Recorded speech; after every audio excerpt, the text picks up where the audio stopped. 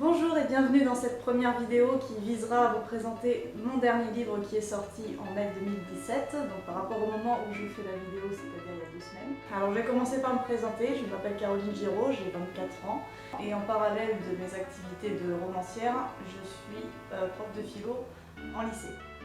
C'est donc pour développer cette passion qui est l'initiation aux grands problèmes de la philosophie, en particulier de la philosophie morale et politique, que je me suis mise à écrire les derniers romans que vous voyez ici, qui sont mes 3 derniers, parce que j'ai avant cela publié plusieurs romans sous un pseudonyme qui étaient très différents et qui s'inspiraient beaucoup plus de mes lectures de lycée. Donc, depuis un certain temps, je me concentre surtout sur des romans plus particuliers, peut-être plus difficiles à lire pour certains, qui abordent de façon très simple, ne vous inquiétez pas, des problèmes philosophiques que je vais présenter tout de suite.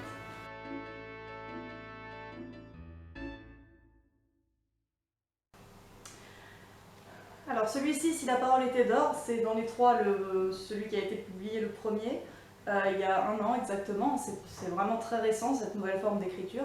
C'est donc le roman qui ouvre ma nouvelle série de romans un peu philosophiques.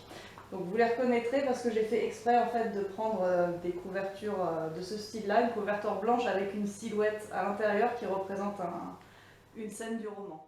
Donc Si la parole était d'or, c'est un roman épistolaire, nouvelle génération si je peux dire, puisque c'est constitué uniquement d'emails écrits par une jeune fille qui s'appelle Émilie Chartier à quelqu'un qui s'appelle Aline. Vous n'avez dans le roman que les emails écrits par Émilie. Donc Aline n'apparaît jamais, ce qui vous laisse donc avoir beaucoup d'interprétations sur le roman. Il y a eu beaucoup d'interprétations de lecteurs, toutes étaient très bien et très intéressantes.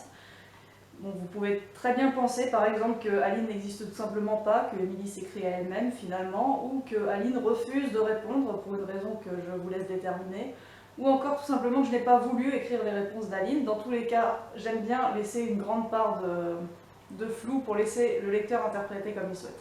Ce roman a donc pour thème philosophique le bonheur et plus particulièrement les moyens d'être heureux, la quête du bonheur, surtout dans une existence qui est très difficile et très malheureuse comme celle d'Émilie, puisque ce thème est relié à celui de la maladie dans le livre. Émilie est donc une jeune fille qui souffre d'une grave maladie, qui en plus fait des études qui ne lui plaisent pas, qui a même parfois quelques pensées suicidaires et une peur irrationnelle de la neige.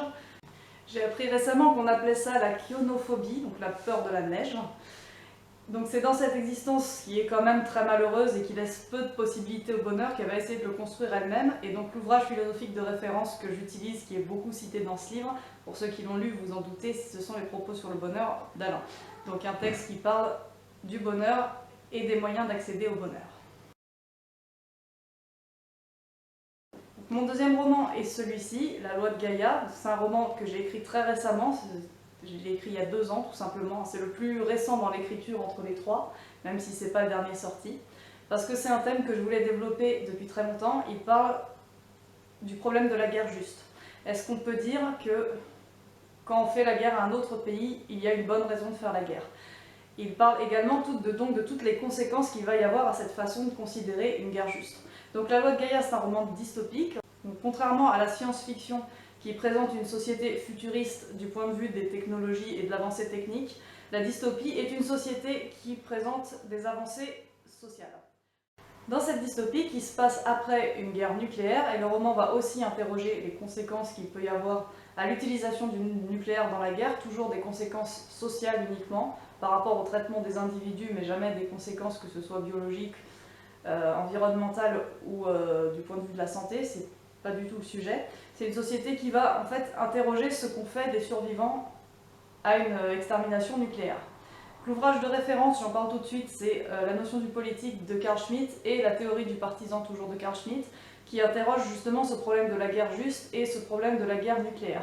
Sa thèse principale étant que quand on utilise une arme de destruction massive comme le nucléaire, on ne peut pas se contenter de l'utiliser en disant que c'était la guerre, parce que c'est plus une arme de défense ou d'attaque en temps de guerre, c'est une arme d'extermination.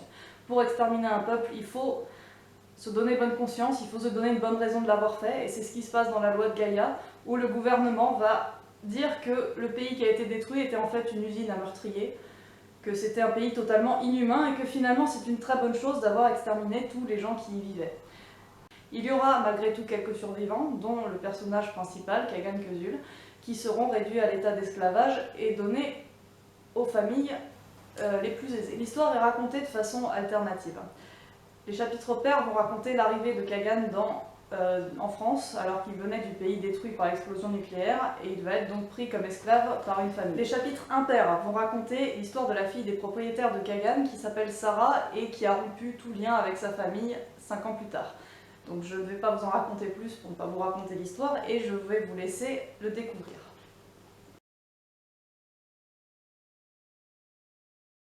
Et voilà enfin Masque, le livre que je voulais vous présenter dans ces vidéos. Il est sorti cette année, c'est-à-dire en mai 2017. Masque, j'ai commencé à l'écrire il y a 5 ans pendant que j'étais en classe prépa. Et je viens juste de le terminer cette année après de nombreuses relectures, recherches et visites des différents lieux qui vont être présentés dans ce roman.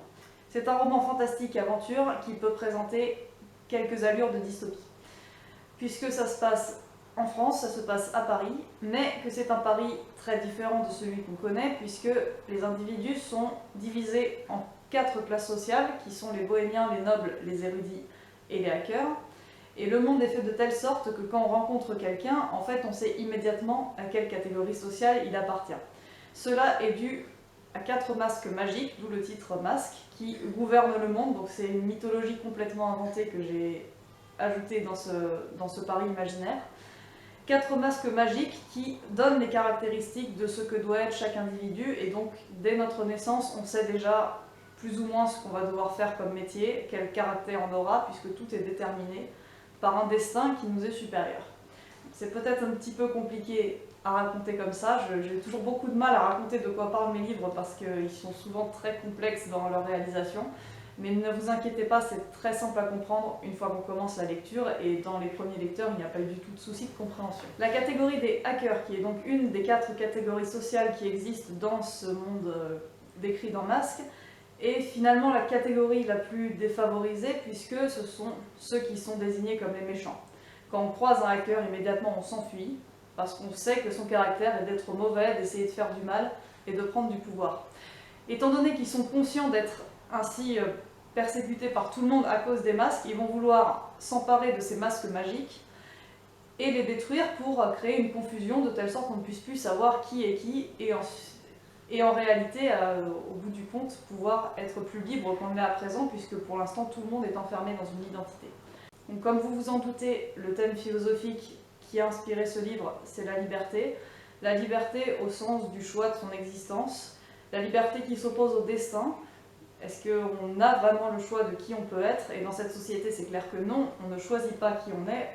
Notre identité est désignée immédiatement par une force divine qui est supérieure.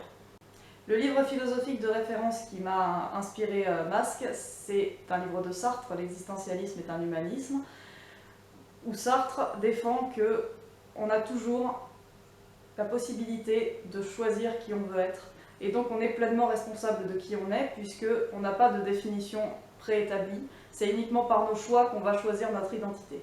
J'ai donc fait exactement tout le contraire dans ce livre, en présentant un monde où notre essence est pleinement définie avant qu'on arrive au monde, avant qu'on existe, et que tous nos choix sont entièrement déterminés par cette définition. La question se posant dans le livre est donc, est-ce que ce monde est meilleur finalement, un monde où on n'est pas pleinement responsable de nous-mêmes, un monde où on peut dire si je suis méchant, ce n'est pas ma faute, c'est celle des masques, ou est-ce qu'il ne vaut pas mieux la liberté, même si, selon Sartre, elle peut être vécue comme un fardeau, puisqu'on doit du coup répondre pleinement de chacun de nos actes. Le but de cette série de vidéos est donc très particulier. Il s'agit en fait de vous présenter, de vous faire visiter les différents lieux qui sont évoqués dans Masque, puisque comme je l'ai dit, il se passe à Paris, mais que c'est un roman fantastique et aventure. Les 3 personnages principaux vont donc explorer la région parisienne pour retrouver les 4 masques magiques que les hackers n'ont pas réussi à détruire, mais qui sont dissimulés dans différents lieux symboliques que je vous présenterai, en essayant de ne pas trop vous dévoiler ce qu'il y a dans le livre, bien sûr, le but étant plutôt de vous donner envie de le lire. Pour cette première vidéo, je voulais simplement présenter mes romans, me présenter moi, et je vais également vous présenter l'endroit où j'ai écrit la toute première version de ce livre, il y a 5 ans, avant de la retravailler, de la développer et d'en faire ce qu'elle est actuellement. Avant de partir à l'aventure pour découvrir les différents lieux de Masque, je tiens à vous préciser que vous trouverez en description de cette vidéo tous les liens qui pourraient vous intéresser. Vous avez entre autres le lien de mon blog sur lequel je tiens à informer les lecteurs des différentes sorties de mes romans ou nouvelles, ainsi que mes séances de dédicaces et différents concours et déplacements. Il y a également des articles sur les livres que j'ai lus, quelques chroniques, ainsi que quelques articles visant à aider les élèves de terminale pour la philosophie. Vous trouverez également les liens de ma page Facebook, de mon compte Twitter et de mon compte Instagram que je tiens régulièrement à jour et sur lesquels je mets essentiellement des informations concernant mes romans et pareil que sur le blog, les concours et les différents déplacements que je vais faire. Merci beaucoup d'avoir commencé à regarder cette vidéo et on se rejoint tout de suite dans le premier lieu que j'aimerais vous présenter.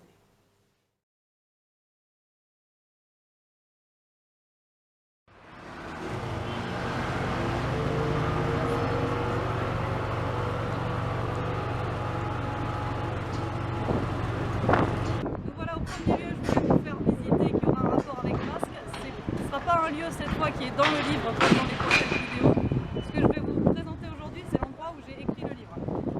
Comme je l'ai dit au début de vidéo, j'ai écrit la première version de Masque il y a 5 ans et il y a 5 ans j'étais étudiante en classe prépa. Ce que je voulais vous dire, c'est pas que je l'ai écrit seulement pendant que j'étais étudiante, mais que je l'ai écrit en fait pendant les cours, donc je vais pouvoir vous présenter le lieu exact où j'ai écrit pour la première fois à la main sur un petit cahier la première version. Nous sommes actuellement dans le 5e arrondissement de Paris, c'est dans ce quartier qu'il y a l'endroit, donc l'école précisément où j'ai écrit la première version de Masque. À ma gauche il y a le Panthéon qui fait également partie des lieux symboliques qui apparaissent dans Masque et sur lequel je ferai également une vidéo plus tard, ce sera la dernière vidéo de la série d'ailleurs. Et de l'autre côté, donc au bout de cette rue, il y a le boulevard Saint-Michel que je vous présenterai aussi dans une autre vidéo. Je vous propose à présent d'aller devant l'école.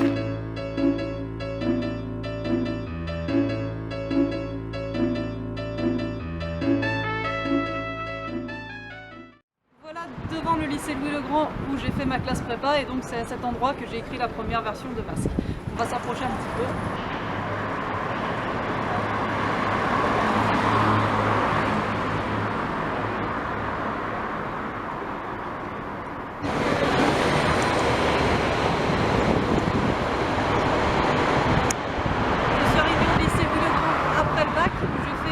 Littéraire, spécialité philosophique, et c'est dans ce lycée que j'ai écrit Masque pendant les cours parce que les cours étaient mortellement ennuyeux, y compris les cours de philosophie d'ailleurs, et je me souviens notamment avoir écrit un passage précis qui est l'énigme du Sphinx que je vais vous lire. L'histoire de Masque tourne autour d'une énigme que les personnages principaux vont devoir résoudre. Cette énigme est écrite en alexandrin et je me souviens très bien l'avoir écrite pendant les cours puisque j'arrêtais pas de demander à ma voisine des mots qui rimaient pour aller avec le vers précédent. Je vais vous lire l'énigme entière. Depuis les 3 rochers où je suis prisonnière, reflétés en leur corps, recevez ma prière. Brisé par 4 impies, le maître du destin par les masques secrets de l'au-delà revient. Il faut beaucoup nager pour le premier des masques. Non loin de ma prison, à l'abri d'une vasque, cherchez-le au milieu des insectes nombreux, qui porteront la clé juste devant vos yeux.